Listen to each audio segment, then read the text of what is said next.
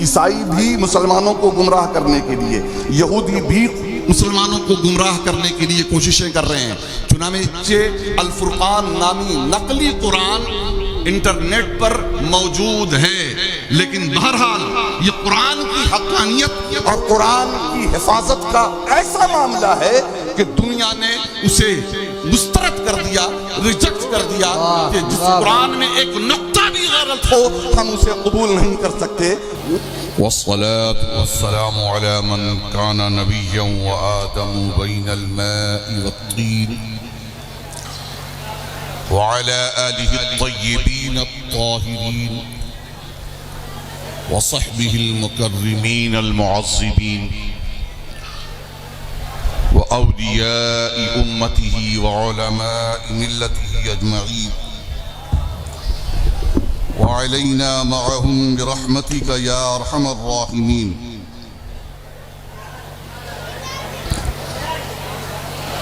أما بعد، فأعوذ بالله من الشيطان الرجيم، بسم الله الرحمن الرحيم۔ إلا تنفروا يعذبكم عذابا أليما ويستبدل قوما غيركم ولا تضروه شيئا والله على كل شيء قدير۔ سبحان اللہ، سبحان اللہ۔ صدق الله العظيم وصدق رسوله النبي الأمين المكين الكريم۔ لیکن تقریباً 32-34 سالوں کے بعد ابھی چند ماہ پہلے جے پور شہر میں ملاقات ہوئی اور پرانی یادیں تازہ ہوئیں، اور پھر اسی سلسلے کو آگے بڑھانے کے لیے حضرت والا نے یہاں مدعو کر دیا۔ اور صرف ہمارا اور آپ کا ہی تعلق نہیں ہے، بلکہ اس کے اوپر بھی معاملہ ہے۔ واہ واہ واہ واہ واہ واہ واہ واہ واہ واہ واہ واہ۔ آپ کے والد گرامی حضرت مقصود ملت اور ہمارے قبلہ والد گرامی مد ظلہ النورانی علامہ سید شاہ رکن الدین اصدق صاحب دامت برکاتہم العالیہ دونوں بڑے گہرے دوست تھے۔ اشرفیہ میں تقریباً ہم سبق اور ہم جماعت تھے، اور طالب علمی کا زمانہ اچھے اچھوں کا ایسا ویسا ہوا کرتا ہے۔ واہ واہ واہ واہ واہ واہ واہ واہ طالب واہ واہ واہ واہ واہ واہ واہ۔ لیکن زمانے طالب علمی میں بھی لوگ جن کی صوفیت کی قصبیں کھائیں، آہا اے اے واہ واہ واہ واہ، ان کے اخلاق و طبیعت کی گواہی دیں، تو آپ سوچیں کہ وہ آگے چلنے کے بعد وہ بندہ کیسا ہوا ہوگا۔ واہ سبحان اللہ۔ قبلہ والد گرامی اکثر ذکر کیا کرتے تھے طالب علمی کے زمانے سے بھی۔ ابھی یہاں آنے سے پہلے 4-6 دن پہلے میں نے فون کیا، خیریت پوچھا، انہوں نے حال پوچھا، میں نے کہا بامبے میں ہوں۔ 2-4 دنوں کے بعد حضرت مقصود ملت اور آپ کے جو دوستوں میں تھے اور ہمارے دوستوں میں سلمان میاں کے والد، ان کے نام کی محفل ہے اور ادارے کا پروگرام ہے، وہاں مجھے شرکت کرنے کے لیے جانا ہے۔ بہت خوش ہوئے، آپ کے لیے دعائیں دیں، اور اسی وقت فون پر ہی، حالانکہ طبیعت اچھی نہیں رہتی ہے، فون پر وہ زیادہ بات نہیں کرتے ہیں، اور ہم لوگ آج بھی ان کا روب ایسا ہے کہ ہم لوگ بھی خامخواہ کی باتیں ان سے نہیں کر پاتے ہیں، لیکن نام سن کر کے موڈ میں آ گئے اور 1-2 واقعہ سنا گئے۔ واہ واہ واہ واہ۔ کہنے لگے کہ واقعی وہ زمانے طالب علمی سے ہی دوسرے طلباء کے سے ذرا ہٹ کر تھے، ان کا مزاج کچھ الگ تھا۔ یقیناً ہمارے سادات کرام اور کچھوچا کے دیگر حضرات بھی اشرفیہ میں رہے، ان کے کر و فر کا معاملہ کچھ اور تھا، لیکن ان سے ہٹ کر حضرت مقصود ملت کے مزاج و طبیعت کا معاملہ کچھ اور تھا۔ رجحان طالب علمی کے زمانے سے تصوف کی طرف تھا، اور اکابرین کے نقش قدم کو اپنے پیش نظر انہوں نے رکھا ہوا. سبحان اللہ سبحان اللہ. چنانچہ فرماتے ہیں کہ مجھ سے گفتگو ہوتی تھی, بات چیت ہوتی تھی. ایک دن جب میں درسگاہ میں جا رہا تھا, سامنے سے تشریف لائے, لقلقے کے ساتھ سلام علیکم کہا, جواب دیا.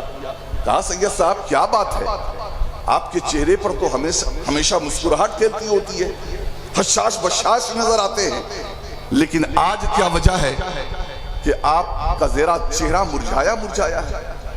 تو والد صاحب نے کہا کہ ہاں دل کی بات ہے, آپ سے ہی شیئر نہ کروں تو کس سے کروں. معاملہ یہ ہے کہ آج کچھ خواب میں نے بہتر نہیں دیکھا. کہا بتائے کیا خواب دیکھا, اگر آپ مناسب سمجھے تو. والد صاحب فرماتے ہیں کہ بہرحال میں نے کہا کہ حضرت یہ خواب ہم نے دیکھا ہے کہ میرے والد گرامی پردہ فرما گئے ہیں, رخصت ہو گئے ہیں, اور پورے ماتم کا عالم چھایا ہوا ہے. تو انہوں نے جیسے ہی سنا کہا ہاں کیا بات ہے, مبارک ہو, یہی اچھا خواب آپ نے دیکھا ہے. خوش ہونے کی بات ہے, یہ دل چھوٹا کرنے کی بات نہیں ہے. اس سے تعبیر اس کی یہ ہے کہ آپ کے والد گرامی کی عمر بڑھ گئی ہے. اے بابا بابا, زندہ باد زندہ باد. پھر گلے سے لگا زندہ باد زندہ باد. تو یہ محبت اور تعلق کا معاملہ تھا. اللہ تبارک و تعالی حضرت والا کی قبر انور پر رحمت و نور کی بارش فرمائے, اور ان کی صحیح جانشینی بے شک حضرت کر رہے ہیں. اور میں دعا کرتا ہوں, یا تو بڑا بھائی سمجھ لیں یا چھوٹا بھائی سمجھ لیں. ویسے اشرفیہ کے کیمپس میں آپ بڑے بھائی کہتے تھے, تو ایک بڑے بھائی کی دعا چھوٹے بھائی کے لیے ہے کہ اللہ تعالیٰ آپ کے سائے کو دراز رکھے, اور آپ کے ذریعہ دین و سنیت کا, خانقاہیت کا, تصوف کا خوب کام ہو, اور بزرگوں کا مشن آپ کے ذریعہ اللہ تبارک و تعالیٰ خوب بڑھائے. تو کہیں ایسا نہ ہو کہ سامنے والے بور ہو جائیں کہ کل پیچھے کی بات ہو رہی ہے, کچھ ہم لوگوں کے لیے بھی بات ہونی چاہیے. اس لیے وقت کا دامن بڑا تنگ ہے. اب میں کچھ خصوصی باتیں ہو گئی. ماشاءاللہ ہمارے مفتی منظور صاحب بھی تشریف فرما ہے مصباحی, اللہ تعالیٰ آپ کو بھی سلامت رکھے. بڑے دنوں کے بعد آپ سے بھی ملاقات ہو رہی ہے, تو درود پاک کا نذرانہ بارگاہ رسالت مآب میں تو میں کچھ عرض کروں. اللہم صلی علی سیدنا و نبینا و مولانا محمد معدن الجود والکرم والہ وبارک وسلم. صلاۃ و سلام علیک یا رسول اللہ صلی اللہ تعالی علیہ وآلہ وسلم. یہ حق ہے کہ ہستی تیری محبوب خدا ہے, کونین میں ہر سمت تیری رخ کی ضیاء ہے. سبحان اللہ. انسان کو ضلالت کی تباہی سے نکالا, آدم کے سفینے کا تو ہی راہ نما ہے. واہ سبحان اللہ سبحان اللہ. گرداب میں پھر آج ہے امت کا سفینہ, امڈی ہوئی ہر چار طرف موج بلا ہے. ہر بزم میں ہر رزم میں رسوا ہے مسلمان, اس لمحہ سے جب در کو تیرے چھوڑ دیا ہے. تاریخی اوہام دلوں پر ہے مسلط, قرآن کا نسخہ ہے کہ طاقوں پہ سجا ہے. اے فخر رسول پھر سے عنایت کی نظر ہو, آمین. اب چاہنے والوں کا تیرے حال برا ہے. عزیزان محترم, یہ اصلاح معاشرہ کے حوالے سے بھی یہ کانفرنس موسوم ہے, اس لیے میں اس اعتبار سے آپ حضرات سے اب میں ڈائریکٹ مخاطب ہوں, اور مردوں کے ساتھ ساتھ خواتین بھی سے بھی میں مخاطب ہوں. ان سے بھی گزارش ہے کہ پوری توجہ کے ساتھ, اور اس کے لیے بھی میں آپ کو حضرات کو مبارکباد دوں گا کہ جس طریقے سے اس بھارت میں ہمیں دوسرے درجے کا شہری بنا دیا گیا ہے, یا بنانے جانے کی ساری تیاریاں مکمل ہو گئی ہیں اور کام بھی شروع ہو گیا ہے, ہم نے بھی کہیں نہ کہیں ان خواتین کو دوسرے درجے کا مسلمان بنا دیا ہے. آج ہمارے معاشرے اور سوسائٹی میں خرابی کی سب سے بڑی وجہ یہ ہے کہ اصلاح کی ساری کوششیں جو ہوتی ہیں وہ مردوں پر ہوتی ہیں, خواتین پر نہیں ہوتی ہیں. تو اس لیے بڑا اچھا کام آپ نے کیا ہے کہ خواتین کو بھی یہاں دعوت دی ہے کہ تاکہ ان تک بھی اللہ اور اس کے رسول کا پیغام پہنچے اور ان کی زندگی میں تبدیلی آئے. آج اللہ تبارک و تعالیٰ کا بڑا کرم و احسان ہے کہ اس نے ہمیں انسان بنایا، بے شک انسان بنا کر مسلمان بنایا۔ واہ کرم بالائے کرم کہ مسلمان بنا کر دامن مصطفیٰ صلی اللہ تعالیٰ علیہ وسلم ہمارے ہاتھوں میں دے دیا۔ میرے پیارے، مسلمان ہونے کے بعد بھی آپ اگر ناشکری کے بول بولتے ہو، ناشکری کے جملے اور کلمات تمہاری زبانوں سے نکلتے ہی، تو وجہ اس کی یہ ہے کہ آپ سمجھتے ہی نہیں کہ اسلام دولت کتنی بڑی ہے اور آپ کا مسلمان ہونا کتنے گرو کی بات ہے۔ اس لیے پیارے، شرم سے نہیں، ڈر سے نہیں، خوف سے نہیں، جھجک کر نہیں، گرو سے کہا کرو کہ ہاں ہم مسلمان ہیں۔ واہ واہ واہ واہ واہ واہ واہ واہ واہ اللہ کا تمہارے اوپر کتنا بڑا کرم ہے، سبحان اللہ، کتنا بڑا کرم ہے۔ لوگ کہتے ہیں نا کہ خانہ کعبہ دیکھ کر ہمارا ایمان تازہ ہو جاتا ہے، گنبد خضرا دیکھ کر ایمان تازہ ہوتا ہے۔ ہم کہتے ہیں علماء و مشائخ کے چہرے دیکھ کر ایمان تازہ ہوتا ہے، قرآن پاک دیکھ کر ایمان تازہ ہوتا ہے۔ میں تو کہتا ہوں کہ بتخانوں کو دیکھ کر بھی میرا ایمان تازہ ہوتا ہے، وہاں کھڑے مجسموں کو دیکھ کر بھی میرا ایمان تازہ ہوتا ہے، پتھروں پر دودھ بہانے والے اور بو اور موت جانوروں کا پی جانے والوں کو بھی دیکھ کر ایمان تازہ ہوتا ہے کہ اللہ کا شکر ہے کہ ہم مسلمان ہیں۔ واہ واہ واہ واہ، اللہ کا شکر ہے کہ ہماری یہ پیشانی جھکتی ہے تو خدائے وحدہ لا شریک کے آگے جھکتی ہے۔ آج ضرورت اس بات کی ہے کہ توحید کے پیغام کو مضبوطی کے ساتھ امت تک پہنچانے کی ضرورت ہے۔ آج المیہ یہ ہے کہ ہم مختلف قسم کے مسائل کے شکار ہیں۔ یہ اتنی بڑی تعداد ہمارے جلسوں میں، کانفرنسز میں آتی ہے، لیکن افسوس ہم اسے مسلک کا پاٹ پڑھاتے ہیں، مشرب کا پاٹ پڑھاتے ہیں۔ امت کا وہ بڑا طبقہ جسے کلمہ صحیح سے معلوم نہیں، کلمے کا ترجمہ معلوم نہیں، وہ 4 خلفاء کے نام نہیں بتا سکتا، وہ 10-20 انبیاء اور رسول کے نام نہیں بتا سکتا، وہ صحیح سے حشر و نشر کے بارے میں نہیں بنا سکتا، وہ آمنت باللہ ایمان مجمل اور ایمان مفصل اسے یاد نہیں ہے، بیسک آف اسلام کی جسے خبر نہیں ہے۔ افسوس ہم اسے مسلک کی موشگافیوں میں، اب تو مسلک سے نکل کر مشرب کی موشگافیوں میں ہم نے قوم کو الجھا کر رکھ دیا ہے۔ میرے پیارے، آج کے ڈیٹ میں مختلف طریقوں سے ہمیں ڈیمیج کیا جا رہا ہے۔ جہاں ایک طرف ہمارے مساجد نشانے پر، ہمارے مدارس نشانے پر، ہماری درگاہیں نشانے پر، ہمارے مقبرے نشانے پر، قبرستان نکاحے پر، ہمارے آثار اور ہماری نشانیاں نشانے پر، وہیں ساتھ ساتھ ہمارے آنے والی نسلوں کے سینوں کے اندر سے ایمان نکالنے کی پوری تیاری مکمل ہو چکی ہے۔ ہم میں سے 90% وہ لوگ ہیں جو اپنے بچوں کو انگلش میڈیم یا ہندی میڈیم کے اسکولوں میں پڑھاتے ہیں۔ میرے پیارے، کیا خبر نہیں ہے کہ ان انگلش میڈیم اور ہندی میڈیم کے اسکولوں میں بچوں کو کیا سکھایا جا رہا ہے؟ ذرا بچوں کو ایڈمیشن کرانے کے ساتھ ساتھ اسکول ایکٹیویٹیز کے نام پر وہاں کیا چل رہا ہے اس کی بھی خبر رکھو۔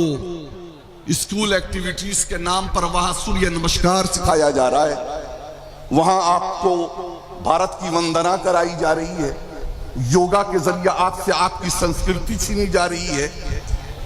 یہ سرسوتی علم کی دیوی ہے تو ہر اسکول میں سرسوتی پوجا لازمی ہے، اور اس کے بعد بھی نہ جانے کیا کیا، نہ جانے کیا کیا، اور ہم خوش ہیں کہ میرا بیٹا 10ویں 11ویں 12ویں اور BA اور گریجویشن کر کے نکل رہا ہے۔ حقیقت یہ ہے کہ جن کی بنیاد جن بچوں کی مضبوط نہیں ہے، گھر سے جن کی تربیت نہیں ہو رہی ہے، وہ اسکولوں اور کالجوں سے نکل رہے ہیں تو اپنا دین و ایمان وہیں چھوڑ کر نکل رہے ہیں، دین و ایمان کا سودا کر کے نکل رہے ہیں۔ ایسے دور میں اور ایسے زمانے میں یہ مدارس اسلامیہ ہی ہیں جنہوں نے آپ کے دین و ایمان کا تحفظ کیا ہے اور تحفظ کر رہے ہیں اور بچا رہے ہیں۔ یہی وجہ ہے کہ مدارس بھی آج آپ کے نشانے پر کے اوپر ہیں۔ میرے پیارے، میں عرض کر رہا تھا کہ اسلام کی کتنی بڑی نعمت آپ کے پاس ہے، آپ اس کا تصور نہیں کر سکتے۔ بہت بڑی نعمت ہے۔ شاعر نے بہت ہی خوب کہا ہے کہ مٹی سے اگا دیتا ہے وہ گھاس ہری سی، قطرے سے بنا دیتا ہے وہ تصویر پری سی۔ اللہ کا صد شکر کے اس انسان بنایا، اللہ کا صد شکر کے انسان بنایا، انسان بھی ایسا کہ مسلمان بنایا، سبحان اللہ، انسان بھی ایسا کہ مسلمان بنایا۔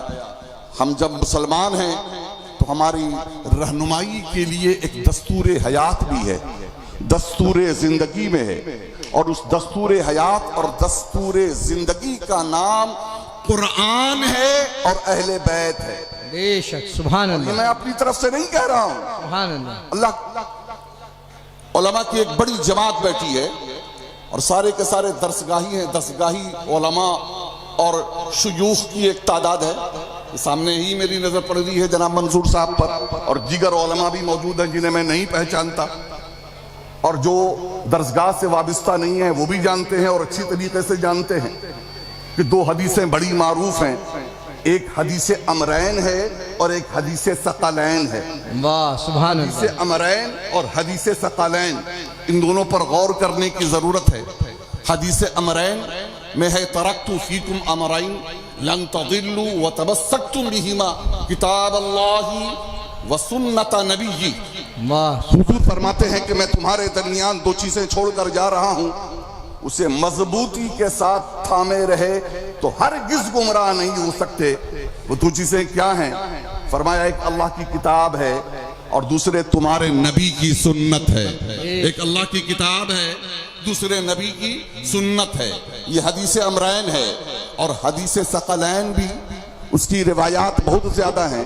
امام بخاری نے اپنے انداز میں، امام مسلم نے اپنے انداز میں، امام ابن ماجہ نے اپنے انداز میں، اور دیگر محدثین نے اپنے اپنے انداز میں مختلف روایات کے ساتھ کتب احادیث میں نقل کیا گیا ہے، جس میں ایک روایت یہ بھی ہے، حضور فرماتے ہیں یا ایھا الناس انی ترکت ما ان اخذتم بہما کتاب اللہ لن تضلوا وعطرتی واہل بیتی، لن تضلوا کتاب اللہ وعطرتی واہل بیتی۔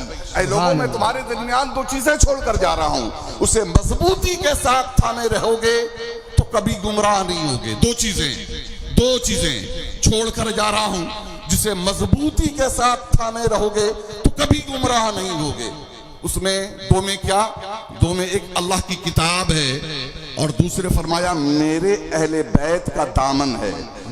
اللہ کی کتاب قرآن کو اور اہل بیت کے دامن کو مضبوطی کے ساتھ تھامے رہے تو دنیا کی کوئی طاقت تمہیں گمراہ نہیں کر سکتی ہے۔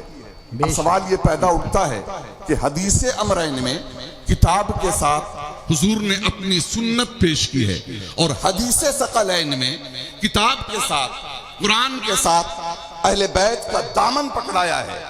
آخر دونوں میں تطبیق کی جائے تو کیسے تطبیق کی جائے کہ یا رسول اللہ کتاب اللہ کے ساتھ ہم آپ کی سنت کو اختیار کریں کہ کتاب اللہ کے ساتھ ہم آپ کے اہل بیت کے دامن کو پکڑیں، تو رسول اللہ کی اپنی قبر انور سے ہماری رہنمائی کرتے ہوئے نظر آئیں گے کہ سنو میری سنتوں میں اختلاف ہو سکتا ہے، کتاب میں تو کوئی اختلاف نہیں، کوئی ایک نقطے میں بھی فرق نہیں پیدا کر سکتا ہے۔ دنیا کی طاقت مل بھی جائے، قرآن کے نسخے کو جلا کر اپنے دل کی بھڑاس تو وہ نکال سکتے ہیں، لیکن قرآن کے ایک نقطے میں کوئی فرق نہیں پیدا کر سکتے ہیں۔ دنیا جانتی ہے کہ انٹرنیٹ پر یہودیوں نے الفرقان نامی نقلی قرآن لانچ کیا ہوا ہے۔ وہ نوجوان جو آج انٹرنیٹ کے پوری طریقے سے انٹرنیٹ کی دنیا میں ڈوب گئے ہیں۔ پہلے تو ہوتا یہ تھا نا کہ گھر میں بچہ پیدا ہوتا تھا تو علماء مشائخ کے پاس لوگ آتے تھے کہ بچے کا نام رکھ دیا جائے۔ اب پیر صاحب سے علماء دین سے نام نہیں رکھوایا جاتا ہے، بلکہ گوگل پیر سے نام لے کر اپنے بچوں کا نام رکھا جاتا ہے۔ نام رکھ دیا، اب مسائل کے شکار ہوئے، کریں تو کیا کریں، جائیں تو کہاں جائیں، مسئلہ پیدا ہوا، پوچھا نام کیا ہے؟ نام ایسا کو جو زندگی میں سنا ہی نہیں ہے، کیونکہ آج کی نسلوں کو نام بھی لیٹسٹ چاہیے. جی کل حال یہ ہوتا تھا کہ مبارک نام باپ کا بھی ہے, دادا کا بھی ہے, پوتا کا بھی ہے, لیکن آج یہ ہے کہ پورے علاقے اور خطے میں, دنیا میں وہ نام کسی کا ہوگا ہی نہیں ایسا نام. حال یہ ہوتا ہے کہ جب نام بندے کا جیسا ہوتا ہے تو نام کے اثرات بھی ویسے ہی مرتب ہوا کرتے ہیں. پیارے, جب گوگل ماسٹر سے اپنے بچوں کا نام رکھواؤ گے تو وہ بچے تمہارے لیے تکلیف کا باعث بن جائیں گے, لیکن یہ پیران نظام, بزرگان دین اور علماء سے نام رکھواؤ گے تو وہ بچے کامیابی کی سیڑھی چلتے چلے جائیں گے. اس لیے حال یہ ہے کہ الفرقان نامی, اس لیے گوگل میں سرچ کیا کرو, لیکن دیکھ لو کہ قرآن, ترجمہ, تقریر, تفسیر اور باتیں جو آ رہی ہیں دین کی, کہیں ایسی تو نہیں ہے کہ جو واقعی جو انہوں نے اسلام کے نام پر دھوکہ دینے کا بیڑا اٹھایا ہوا ہے. کیونکہ قادیانی بھی وہاں سے اپنی تبلیغ کر رہے ہیں, عیسائی بھی مسلمانوں کو گمراہ کرنے کے لیے, یہودی بھی مسلمانوں کو گمراہ کرنے کے لیے کوششیں کر رہے ہیں. چنانچہ الفرقان نامی نقلی قرآن انٹرنیٹ پر موجود ہے, لیکن بہرحال یہ قرآن کی حقانیت اور قرآن کی حفاظت کا ایسا معاملہ ہے کہ دنیا نے اسے مسترد کر دیا, ریجیکٹ کر دیا, کہ جس قرآن میں ایک نقطہ بھی غلط ہو ہم اسے قبول نہیں کر سکتے. یہ پورا کا پورا وہ قرآن جس میں بہت ساری آیات اور صورتیں نکال دی گئی ہیں, تبدیل کر دیا گیا ہے, ایسا قرآن بھلا کیوں کر ہم قبول کر سکتے ہیں. تو یاد رکھیں, یہ قرآن میں کوئی تبدیلی نہیں ہو سکتی ہے, سنتوں میں اختلاف ہو سکتا ہے. کوئی کہے کہ رفع یدین کرنا سنت, کوئی کہے کہ ارسال سنت, کوئی کہے کہ آمین بالسر سنت, کوئی یہ کہہ سکتا ہے کہ آمین بالجہر سنت. سنتوں میں جب اختلاف ہو تو کیا کیا جائے؟ تو اللہ کے پیارے رسول صلی اللہ علیہ وسلم فرماتے ہوئے نظر آئیں گے, ان کی روح پاک آواز دے کر نصیحت کرتی ہوئی نظر آئے گی کہ میرے امتیوں, اے میرے کلمہ پڑھنے والوں, اے میرے جانثاروں, میری سنتوں میں اختلاف اگر ہو جائے تو میرے اہل بیت کی طرف دیکھنا, علی, فاطمہ, حسن, حسین کی طرف دیکھنا, ائمہ اہل بیت کی طرف دیکھنا. میرے اہل بیت میری سنتوں کی صحیح تفسیر کرنے والے ہیں, صحیح تشریح کرنے والے ہیں. میرے اہل بیت میری جس سنت کو اختیار کریں, مان لو کہ یہی میری سب سے بہترین سنت ہے. تو یہ حضور کی سنت کی تفسیر کرنے والی ذات, ذوات قدسیہ کا نام اہل بیت ہے. اب دیکھیں, آپ امت مسلمہ پہ نظر ڈالیں, امت کا ایک طبقہ وہ ہے کہ جنہوں نے قرآن پکڑا ہوا ہے, اہل بیت کے دامن کو چھوڑ دیا ہے. امت کا ایک طبقہ وہ ہے کہ جس نے اہل بیت کا دامن تو پکڑ لیا ہے لیکن قرآن چھوڑ دیا ہے. اور سنیں, جنہوں نے قرآن چھوڑ دیا, صرف اہل بیت کے دامن کو پکڑ لیا, انہیں رافضی کہتے ہیں.